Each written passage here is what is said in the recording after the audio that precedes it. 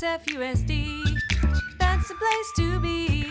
SFUSD, bienvenidos a Tijuana. SFUSD, everyone come and see. SFUSD, join our family.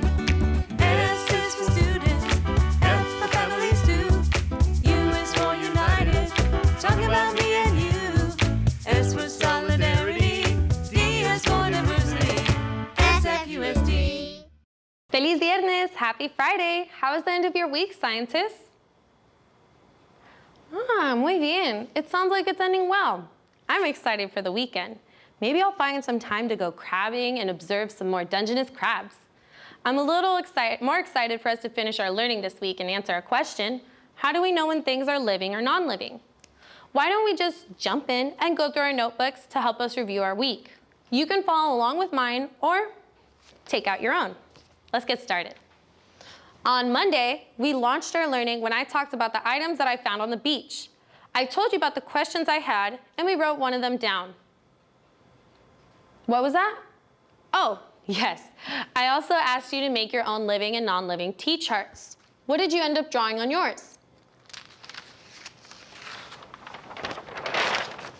Oh, how awesome. You thought of a lot of things. Bueno, the next day, martes, oops, oh no, this was still martes. I'm sorry, científicos. So the next day, martes, we used that research and that helped us determine where to place my beach items on the chart. We learned together that living things breathe, grow, change, eat, and drink. This was really helpful information for our exploration. The next day, we explored our learning and the words growth and change. And we did this by drawing our own charts of our growth and change. What are some of the ways that you've changed since you were a baby? Ooh, interesting. That's definitely a huge change. I'm glad you've grown up so much since then. Anyway, yesterday we learned about the life cycle, which is the scientific way to say growth and change chart of another living being, Dungeness crabs. They had a few similarities, but they were mostly different, especially in how they look. And that brings us to today. So, scientists, how do we know when things are living? Yes, all of those things. Let's make a final journal entry for our study this week. If you haven't taken it out already, please go ahead and grab your science journal as well as a writing utensil. Windows. Let's start with our date, page number, and the title, Living versus Non-Living, Conclusion. All right, February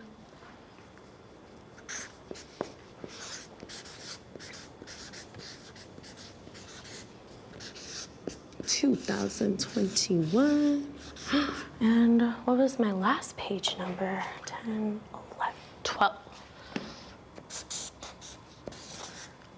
Living and non-living things, conclusion.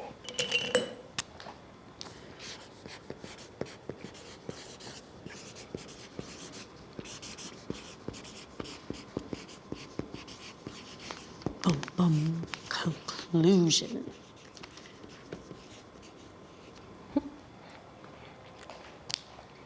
Awesome.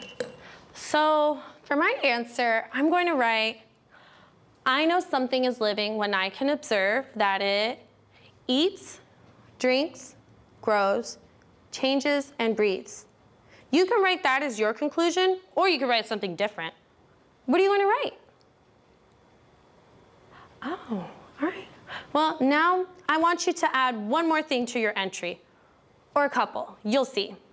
For the final part of this investigation, I want you to think of and draw some things that you've seen in your neighborhood. I'm going to go ahead and write my conclusion, and then I'll share with you what I will draw.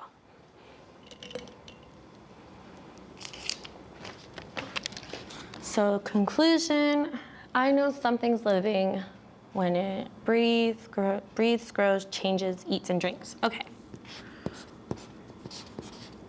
I know something is living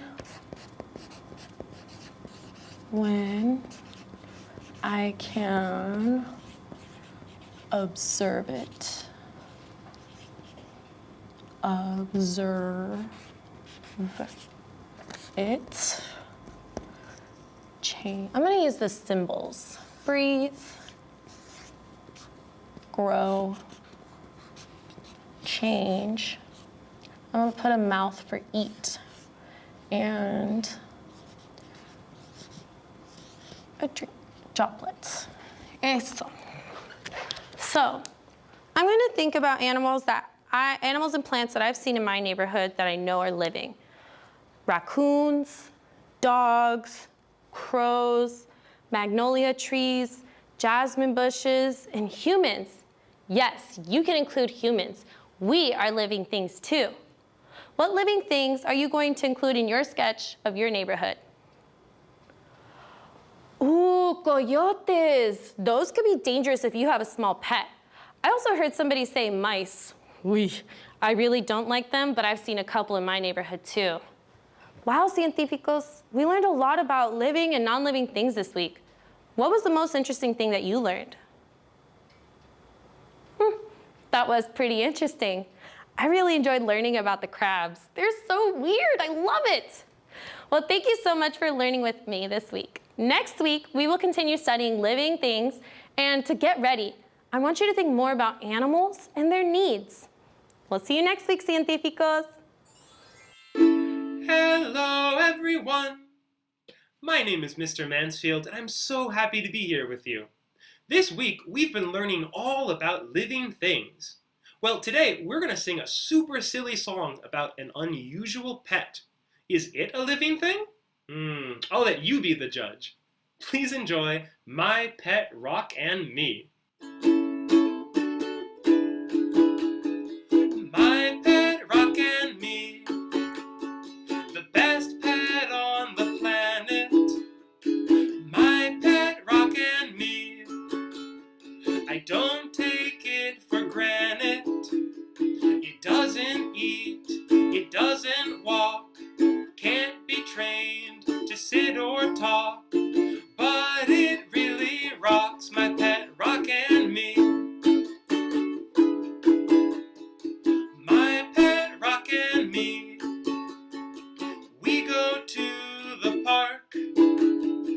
My pet rock and me, it doesn't run or bark. I let it play with other rocks for a while, but all they do is sit in a pile. It's the latest style, my pet rock and me.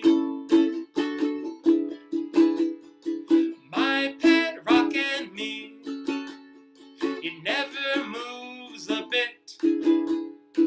My pet rock and me, it always simply sits. My teacher says it's elementary. Your rock is sedimentary. Sedentary fun, my pet rock and me.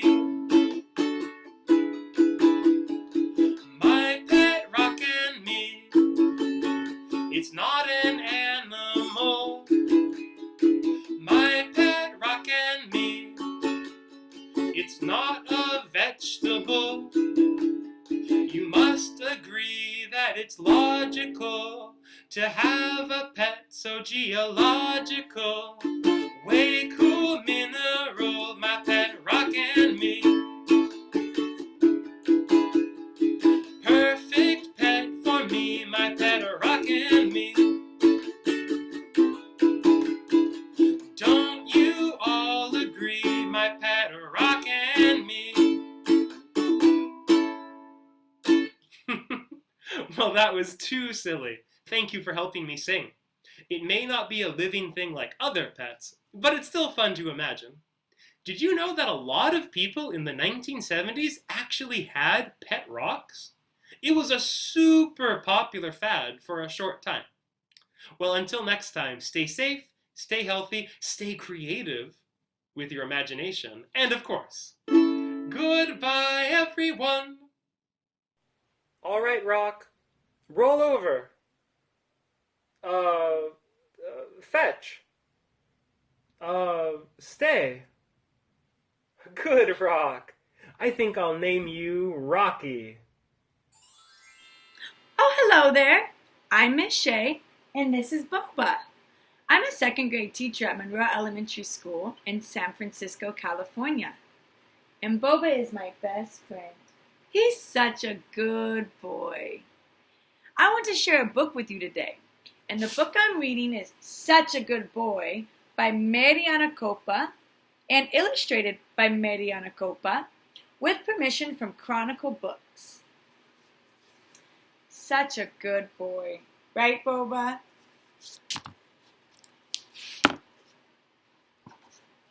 Boys and girls and students, readers, scholars, as we read today, I want you to think about the main character in the book, Good Boy, and think about why he does what he does.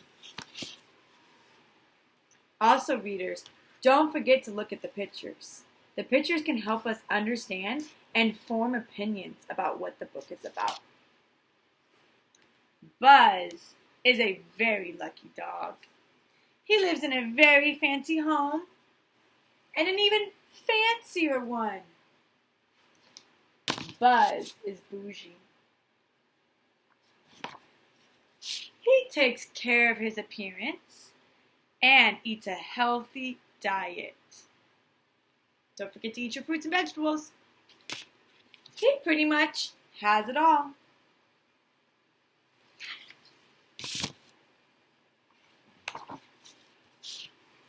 But sometimes Buzz feels under pressure. He has to keep up the family name.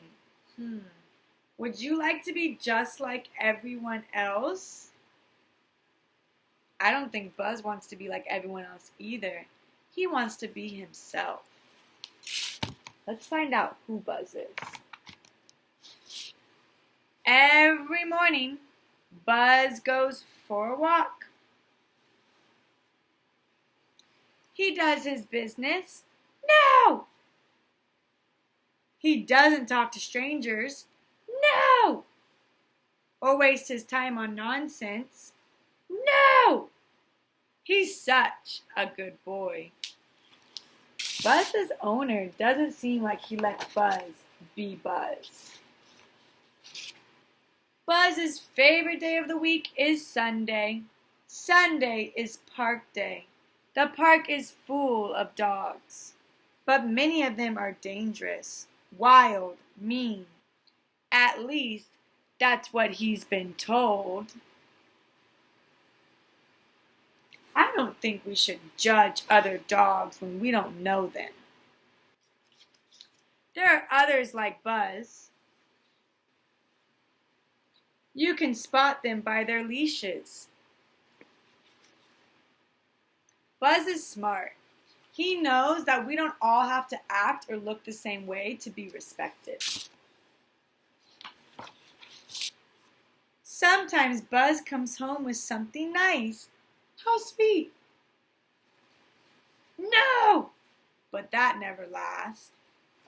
Poor Buzz can't even have a stick. Sometimes Buzz wishes he were someone else. That means he's not happy with his owner. It's been raining all week. On Sunday it's sunny, so Buzz can see his friends. But as usual, they don't have much to say to each other. Are those really his friends if they don't even talk? The only thing they have in common is a leash.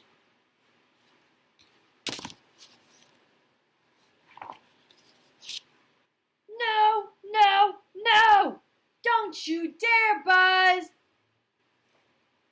Well, he does.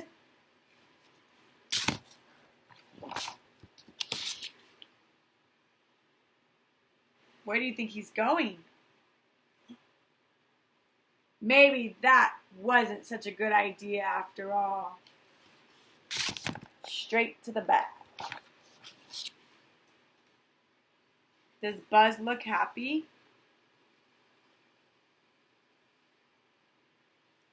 Wait here, good boy.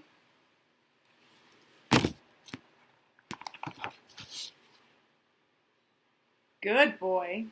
Question mark. Do you think he's going to be a good boy? Not anymore! Buzz is making a run for it. Buzz is free! Let's go into the park.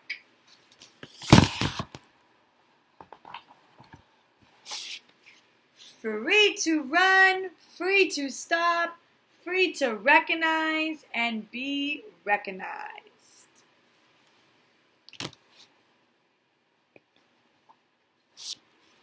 Free to taste this and also this.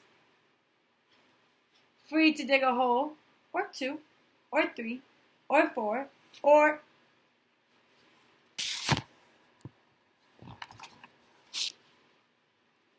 uh-oh.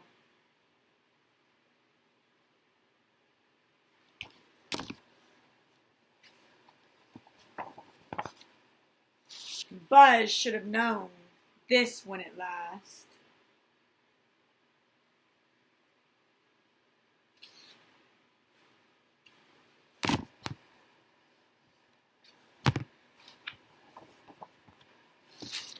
Or will it?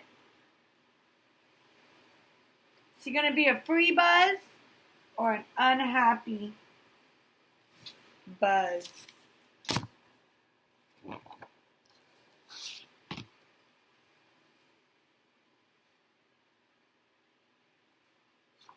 Readers, what I really like about this book is that Buzz takes the time to question things and figure out what is best for him.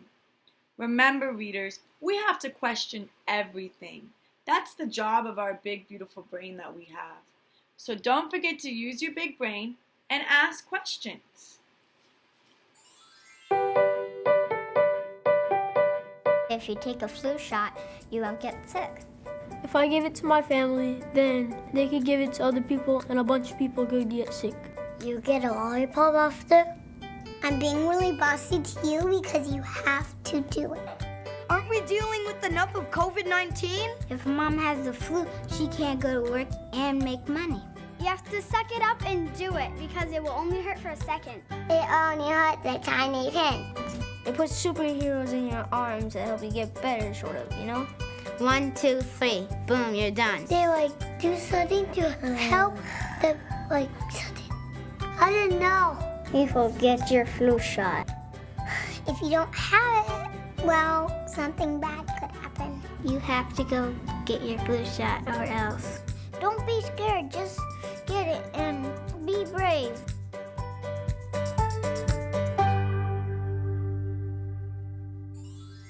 Kumusta na everyone? It's Miss Samay from SF Ballet Dance in Schools and Communities program. It's the start of a new week, so I hope you're ready to learn, observe, and dance. Today we're asking the essential question, what do plants and animals need to live? Let's think about ourselves as humans. We're mammals, we're animals. We just look and act really different from most animals we know and see. So take a second and think. What do you need to live? Yup, that's right.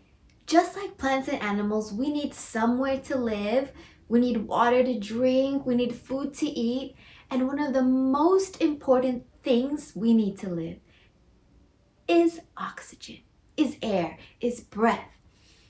Did you know? A human can go 3 weeks without food, 3 days without water, but only 3 minutes without air. Air is essential to our living and that of plants and animals. Even most animals who live in the sea need oxygen, and a lot of them actually get it from the water itself.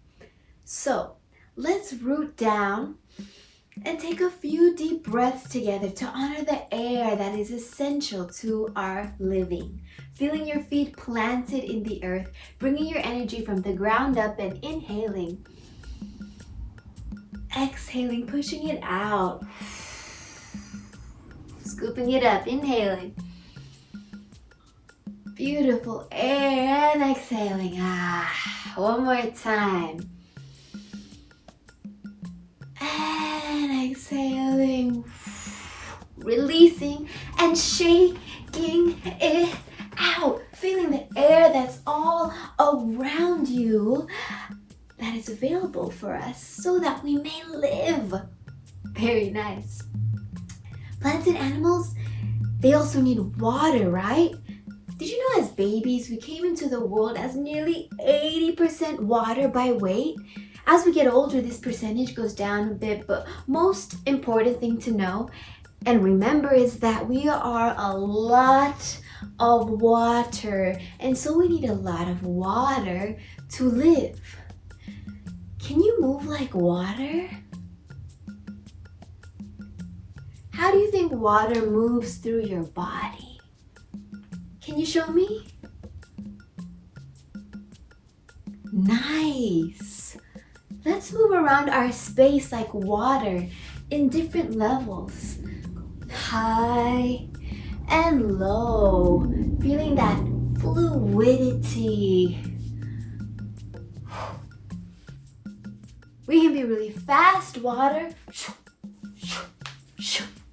like ocean waves, or we can be really slow water, like in a river or in a lake.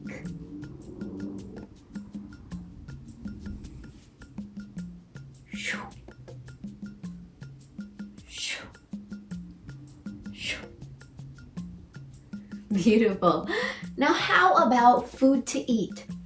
Just like monarch caterpillars specifically need milkweed to grow into monarch butterflies, there are specific nutrients we need to grow, from babies to children to teenagers to adults and on and on.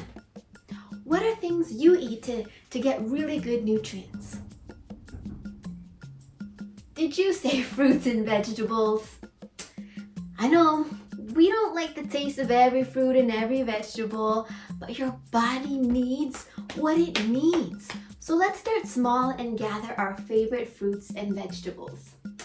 I like mangoes, bananas, spinach. Ooh, I love mushrooms. I really actually like a lot of fruits and vegetables. And as you gather, start to grow taller and nourish yourself. And the more you eat healthy things, over time we will surprise ourselves at how much we've grown. And if we're caterpillars, we become beautiful butterflies and we get to fly through the sky. Maraming salamat sa inyong lahat. We just explored how you can have a growth mindset and create art and ideas about meaningful topics. I hope you enjoyed the rest of your program and have a great week ahead. Ingat! Bye! I'm Jerry. I'm Jesse. And I'm Marina, and welcome to Neighborhood Nature.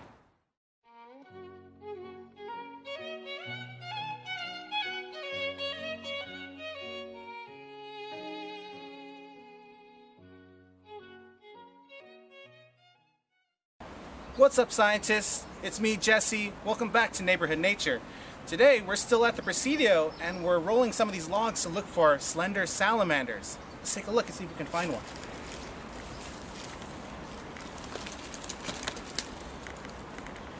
Nope, none under here. Let's go look for another one. Tell me more about salamanders, Jesse. Well, these salamanders love to live in dark, moist areas, such as underneath logs like this one right here. I wonder if we'll find one underneath this log. Let's take a look. We're gonna roll it. Ready? Oh, look, I found one. Look, it's a salamander.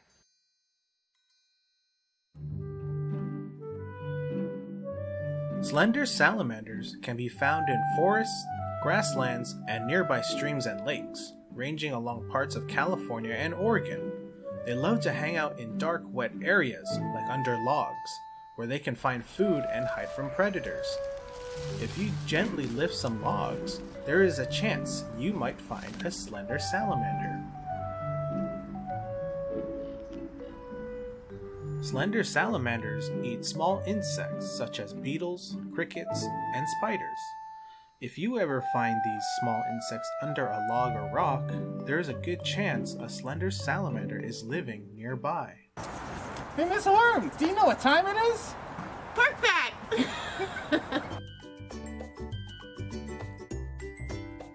Did you know that there is a fort in the Presidio? It's named Fort Point. It's located right underneath the Golden Gate Bridge. Fort Point was built to protect the bay during the gold rush. You can explore the fort and learn more about its history next time you visit the Presidio. Did you know slender salamanders don't have lungs? Lungs are what helps us to breathe. Go ahead and take a deep breath. That's your lungs working to help us breathe. These salamanders don't have lungs and instead breathe through their skin. If you are out looking for critters like slender salamanders, always remember to put the rocks and logs that you were looking under back where you originally found them, since they are homes to many animals and plants. Thanks for watching. We hope you enjoyed this video. Catch us next time on Neighborhood Nature. Hello, I'm Superintendent Dr. Vincent Matthews of the San Francisco Unified School District. It made me so happy to spend time with you today. I hope you had fun too. What did you make on the show today? Submit your content here using the QR code or go to bit.ly/SFUSD, yes, YES, and watch all of our episodes at sfusd.edu/SF loves learning. And now it's time to say goodbye. So let's sing our goodbye song. For this song, you have to use your whole body. Will you sing it with me? Are you ready? Wave high, wave low. For now, it's time to go. Wave your elbows, wave your toes, wave your tongue, and wave your nose. Wave your knees, wave your lips. Blow a kiss with your fingertips. Wave your ears, wave your hair, wave your belly, and wave your derriere. Wave your chin, wave your eye. For now it's time to say goodbye. Bye-bye. SFUSD, that's the place to be. SFUSD, bienvenidos a Tijuana. SFUSD, everyone come and see. SFUSD, join our family.